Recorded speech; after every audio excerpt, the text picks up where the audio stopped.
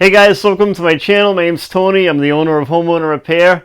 So the absolute worst thing you can do is wash a car, and here is why. The best way to keep a car from getting rusty and rotting out and stuff like that, especially if you have like an old car like this. If you have like your prized possession, we have an old Impala or an old Chevelle or a Mustang or something like that.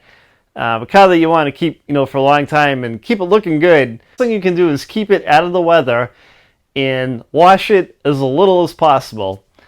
Why don't you want to wash it? But the problem is when you wash your car with the hose or your truck or whatever it is, the water gets into all these crevices and it stays in there for a little while, and it takes a little while for it to evaporate and get out of there.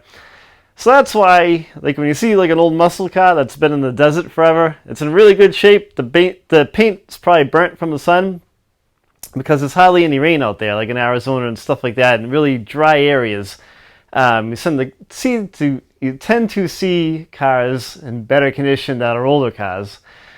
So what you want to do, as much as possible, especially if you have a show car or something like that, is get like a detailing spray from your local auto parts store, or buy something that's halfway decent online, and dust your car off with like a duster. Get all of like the heavy stuff off of it. If it's been sitting in the garage for a while and it has a little bit of dust on it, then use your detailing spray to wipe the car down.